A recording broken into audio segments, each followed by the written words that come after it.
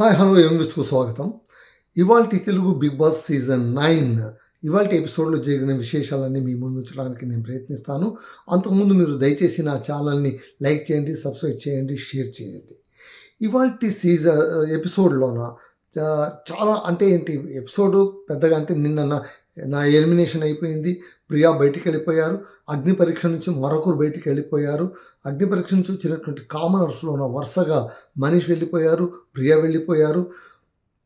పవన్ కళ్యాణ్ పైన కూడా వేటు పడబోతోంది అన్న మాట అందిన నేపథ్యంలో నిన్న నాగార్జున గారు నిలబడి మరి ఆడియన్స్ నుంచి పోల్ ఒపీనియన్ తీసుకున్నారు. అంటే ఏంటంటే ఒక్కొక్కరిలో ఉండేటువంటి గుణం, ఆ తర్వాత వాళ్ళు ఆట ఆడుతున్న తీరు, బిగ్ బాస్లో ఉంటున్న తీరును ఒక స్టేట్మెంట్గా ఇస్తూ ఇది ఎంతవరకు నిజం, ఎంతవరకు అబద్ధం అని ఆడియన్స్ పోల్ తీసుకుంటున్నప్పుడు అందరికీ కూడా ముఖ్యంగా పవన్ కావచ్చు, ఆ తర్వాత తనూజకు పాజిటివ్ వచ్చింది, ఇమాన్యుల్కు 91% ఆయన చెప్తున్నది నిజమని వచ్చింది, ఆ తర్వాత తనూజ చెప్తున్నది నిజమని వచ్చింది, వీళ్ళిద్దరిది ఎక్కువ శాతం వచ్చింది, భరణిది కూడా పర్వాలేదు కాస్త నిజమనే వచ్చింది.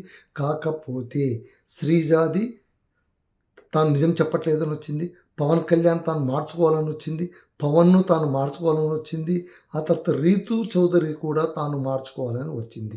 సో నిన్న నాగార్జున గారు మీరందరూ మీ ఆట తీరు మార్చుకోండి, ఎక్కువ కాలం బిగ్ బాస్ హౌస్లో ఉండాలంటే మీరు ఉండవలసిన తీరు ఇది కాదు అని చెప్పిన తరువాత ఈరోజు ఎపిసోడ్లోన మళ్ళీ ఒక పంచాయతీ మొదలైంది. ఇక్కడ నాకు అర్థం కానిది ఏంటంటే నిన్న అసలు బిగ్ బాస్ హౌస్లో ఉన్న సంజన రావడానికి ప్రధాన కారణం ఎవరు అంటే Emmanuel, Rithu and then Tanuja. ఈ ముగ్గురే. తనూజ తనకిష్టమైనటువంటి కాఫీని త్యాగం చేసేసింది, రీతు తన వెంట్రుకలనే దానం చేసింది, ఇమాన్యుల్ తన క్యాప్టెన్సీని త్యాగం చేశారు. ముగ్గురు at the cost of 3 members sacrifice Tanuja Sanjana లోపలికి వచ్చారు. కాకపోతే ఓకే, సంజన గేమ్ ఆడుతుండొచ్చు, తన డైనమిక్స్ అలాగే ఉండొచ్చు, తాను యాక్టివ్గా ఉండొచ్చు, లేదని కాదు. బట్ తనను ఇంట్లో ఉంచుకోవడానికి త్యాగం చేసిన తనూజ పట్ల ఆమె ఏమాత్రం కనికరం లేకుండా ప్రవర్తిస్తోంది అనడానికి ఈరోజు ఎపిసోడే సాక్ష్యంగా నిలుస్తోంది. ఎందుకు అంటే ఒక పోపు దగ్గర పంచాయతీ అండి, వేరే పెద్ద ఇష్యూ ఏమీ కాదు. ఓకే, బిగ్ బాస్ హౌస్లో ఉన్న చిన్న చిన్న విషయాలు ట్రిగ్గర్ అవుతూ ఉంటాయి, అది ఎవరు కాదని నేను సత్యం. కాకపోతే ఒక చిన్న విషయం దగ్గర ఎంత పెద్ద రాద్ధాంతం అంటే ఆమె తాను పోపు చేయాలి అని అనుకుంటుంది. అక్కడ దివ్య ఉంటుంది. దివ్య ఏమంటుందంటే కనుక సరే మీరు పర్మిషన్ తీసుకోండి, మళ్ళీ మీరు చేయాలి అంటే లేదమ్మా నువ్వు పోపు చేయి అంటే పోపుకు కావాల్సిన సామాన్లు సరిగా ఉన్నాయో లేదో స్టాక్ అయిపోతూ వచ్చింది, వెల్లుల్లి లేదు అంటే కనుక లేదు మీరు చేయండి, నేను మానిటర్ని ఆల్రెడీ అడిగాను. తనూజకు ఒక విషయం అయితే నిజం, ఆమెకు కాస్త నేను మానిటర్ అనేటువంటి ఒక నిబద్ధత అనుకోవచ్చు, లేదా కొంచెం అధికారం చలాయించే గుణమన్నా కావచ్చు, ఏదైనా కావచ్చు, వీ కాంట్ డిసైడ్.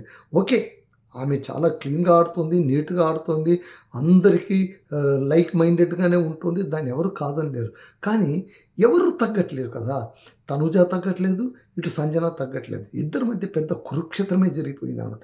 చివరికి పవన్ నుండి ఇంకా వాళ్ళిద్దరిని అంటే క్యాప్టెన్సీ టాస్క్ ఎంత కష్టం రా నాయన అని for the first time demand పవన్కు తెలిసి వచ్చిందని నేనైతే అనుకుంటూ ఉన్నాను.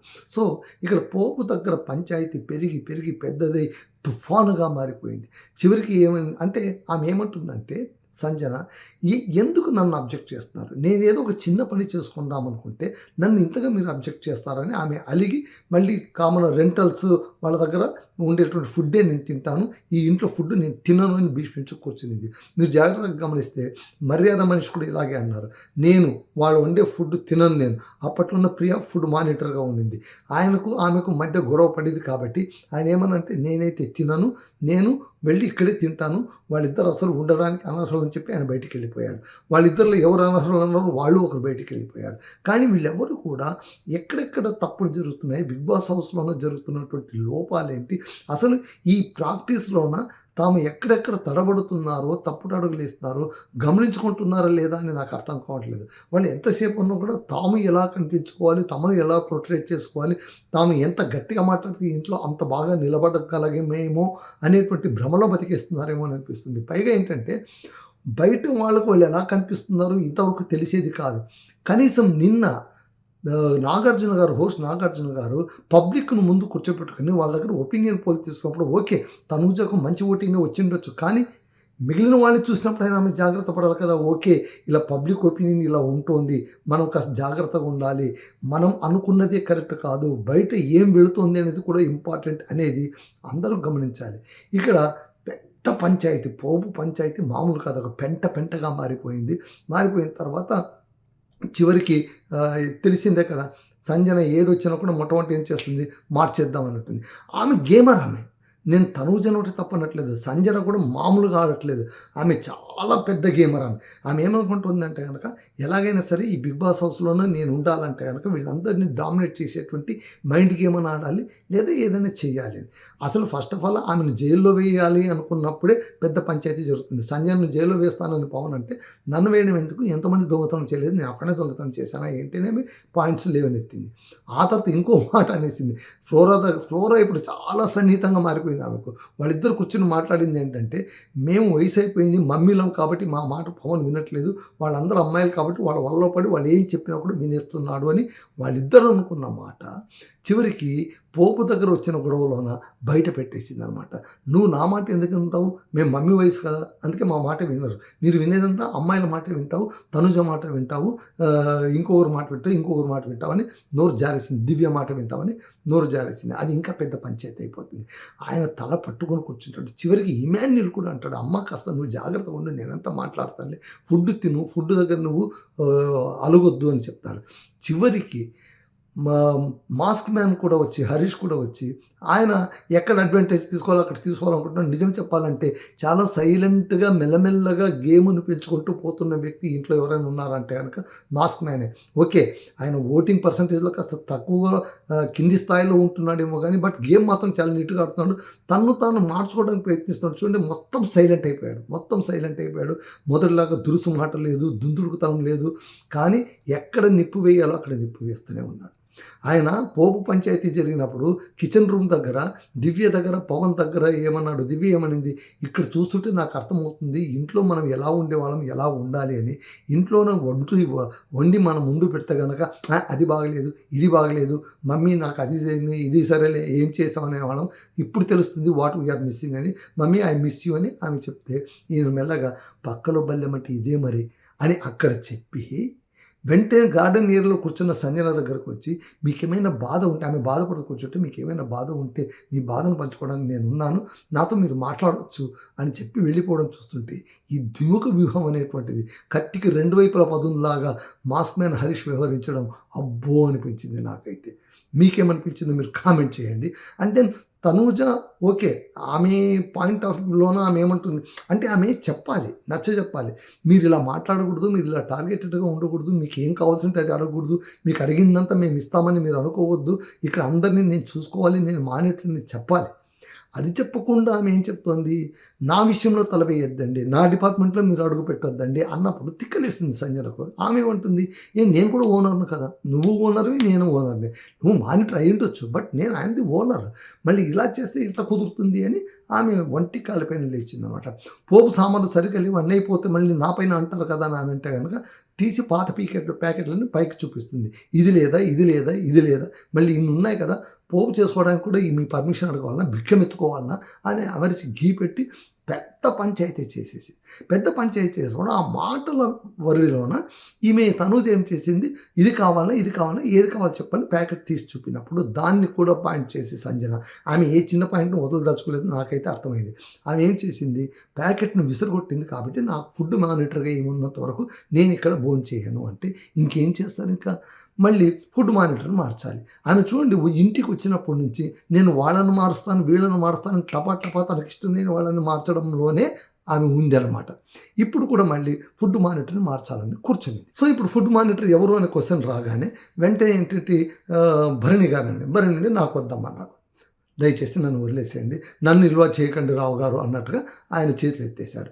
ఆ తర్వాత అందరూ కలిసి చర్చించి దొంగ చేతికి తాళాలు ఇస్తే తప్ప ఈ సద్దు మనగదని చెప్పి ఎవరైతే ఫుడ్ విషయంగా రచ్చ రంబోలో చేస్తున్నారో ఆ సంజనా గారికి, ఆ సంజనా మాతకి ఆ పవర్ తీసుకుని పోయి ఇచ్చేసారనమాట. సో ఫుడ్ మానిటర్గా సంజనని పెట్టేశారు. ఆమె తన బ్యాడ్జ్ తీసి తనుజ ఇస్తుంది. ఆ తర్వాత ఆమె బాధపడుతుంది. సరే ఇదంతా ఒక ఎత్తు. తర్వాత ఇమ్యూనిటీ కోసం టాస్క్ జరుగుతుంది. ఆ టాస్క్లోన 2 టీములుగా విడిపోవాలి. ఇద్దరు నలుగురు కలిసి ఆడాలి. 2 టీములు ఆడాలి. ఈచ్ టీంలో ఇద్దరు ఉండాలి. ఏ 6 గెలిస్తే ఆ 6 మధ్య మళ్ళీ సెకండ్ లెవెల్ పోటీ ఉంటుంది అంటే కనుక మొదట సుమను ఆ తర్వాత దివ్య వెళ్ళి వాళ్ళు అంటే ఈ రోప్ ఉంటుంది, ఆ స్ట్రీప్ ఉంటుంది, ఆ స్ట్రీప్ పైన పగలగొట్టుకుంటూ అక్కడ ఉన్నటువంటి స్క్వేర్లో ఉన్నటువంటి వాటిని థర్మల్ షీట్స్ని కొట్టుకుంటూ వెళ్ళి పైన ఉన్నటువంటి 3 స్టార్లోన కనీసం 2 స్టార్స్ తీసుకొని వాళ్ళు బ్యాక్ సెట్లో పెట్టాలి. ఇందులోన మొదటి రౌండ్లోన ఎవరు గెలుస్తారంటే కనుక దివ్య ఆ తర్వాత సుమన్ గెలుస్తారు. ఇద్దరు ప్లాన్డ్గా ఆడతారు, గెలుస్తారు. ఆ తర్వాత రౌండ్లోన మొదటేమో ఇమాన్యుల్ సంజన ఓడిపోతారు. ఆ తర్వాత గౌతమి భరణి వీళ్ళు పోతారు. ఆ తర్వాత రీతు కూడా పోతుంది. రామును గట్టిగా పట్టుకొని ఉంటుంది, కానీ పవన్ కళ్యాణ్ సరిగ్గా చేయడంలోన ఆయన ఓడిపోతాడు. 2 సార్లు కూడా ఫౌల్ జరిగిపోతాయి. ఒక్క సుమన్ ఆ తర్వాత దివ్య మాత్రమే కరెక్ట్గా ఆడతారు. ఈ గేమ్లోనూ లెవెల్ 1లోనూ వాళ్ళిద్దరే గెలుస్తారు.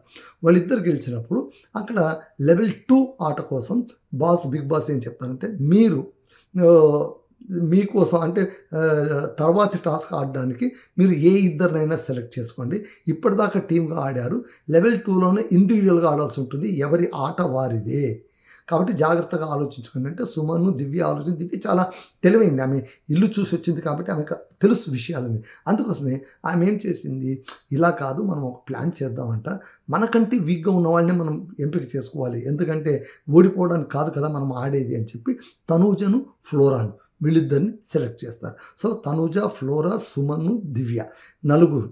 ఈ నలుగురికి ఇప్పుడు ఇమ్యూనిటీ టెస్ట్. ఈ ఇమ్యూనిటీ టెస్ట్ టాస్క్లో ఎవరు గెలుస్తారో వాళ్ళు 4th వీక్లోన ఇమ్యూనిటీ సంపాదించుకుంటారనమాట. సో ఇక్కడ ఏం పెట్టాడు, 2 అంటే వంతెనలు పెట్టినట్టు పెట్టారు. ఆ వంతెనల మీద సగం వరకు ప్లేట్లు పెట్టారు. మిగిలిన సగం ప్లేట్లు నింపుకొని ఎవరు ముందుగా నడిచి వెళ్ళి ఎదురు టేబుల్గా ఉన్నటువంటి ఇమ్యూనిటీ బిళ్ళను అందుకుంటారో వాళ్ళు ఇమ్యూనిటీ సాధించినట్టు లెక్క. ట్విస్ట్ ఏంటంటే ఈ నలుగురు కలిసి ఒక సంచాలకుని ఎన్నుకోవాలి. నలుగురు కలిసి డిమాండ్ పవన్ని సంచాలకుగా ఎన్నుకుంటారు. ఈ సంచాలకుడు మిగిలిన ఖాళీ ప్లేస్లోన ప్లేట్లు పెట్టేవాళ్ళు ఎవరో ఆయన చెప్పాలి. చెప్పిన వాళ్ళు వచ్చి 2 ప్లేట్లు పట్టుకొని వచ్చి తగిన కారణాలు చెప్తూ తమకు కావాల్సిన వాళ్ళకు ఆ ప్లేట్లు అందియాలి. మొట్టమొదటి ఇమాన్యుల్ వస్తాడు. ఇమాన్యుల్ వచ్చిన తర్వాత ఆయన దివ్యను ఆ తర్వాత ఫ్లోరాను కాదని, ఫ్లోరాకు ఆల్రెడీ అమ్మ నేను నీకు ఇచ్చేసాను కదా అని చెప్తాడు. దివ్యకు అమ్మ నువ్వు ఇప్పుడే వచ్చావు కాబట్టి మొదటి నుంచి ఆడుతున్న వాళ్ళని చెప్పి తనూజకు ఆ తర్వాత సుమన్కు ప్లేట్లు ఇచ్చేస్తాడనమాట. నెక్స్ట్ వచ్చి శ్రీజ కూడా సుమన్కు ఆ తర్వాత తనూజకు ఇచ్చేస్తుంది. భరణి వచ్చి అల్టిమేట్గా వాళ్ళిద్దరికీ ఇచ్చేస్తారు. ఇట్లా ఏకపక్షంగా వాళ్ళకే ఇవ్వడంతోన తనూజ ఆ తర్వాత సుమన్ శెట్టి వీళ్ళిద్దరూ కూడా ఇమ్యూనిటీ బ్యాడ్జ్ను గెలుచుకుంటారు. 4th వీక్ నామినేషన్స్ నుంచి వాళ్ళు కట్టెక్కుతారు. ఇది ఇవాల్టి ఎపిసోడ్ రివ్యూ అండి. మళ్ళీ రేపటి ఎపిసోడ్ని రివ్యూ చేస్తాను. నేను సండే రోజు ఎపిసోడ్ రివ్యూ చేయలేకపోయాను, వెరీ సారీ. కాకపోతే అక్కడ జరిగిందంటూ ఏమీ లేదు. ఈ ఎపిసోడ్లోనే దాన్ని కవర్ చేసేసాను కాబట్టి నెక్స్ట్ ఎపిసోడ్ నుంచి నేను మీకు రెగ్యులర్గా ఇస్తున్నాను. నేను కన్నడ బిగ్ బాస్ గురించి కూడా రివ్యూ స్టార్ట్ చేసేసాను. నిన్ననే అది స్టార్ట్ అయిపోయింది. ప్రతిరోజు కూడా రివ్యూ ఇస్తున్నాను. దయచేసి నా ఛానల్లోన ఆ రివ్యూను కూడా చూడండి. కన్నడ, తెలుగు బిగ్ బాస్ల రివ్యూలు ఇచ్చేటువంటి ఏకైక ఛానల్ ఎంవ్యూస్ ఛానల్. దయచేసి నా ఛానల్ని చూడండి, లైక్ చేయండి, సబ్స్క్రైబ్ చేయండి, షేర్ చేయండి. This is Ramadurga Masudan signing of.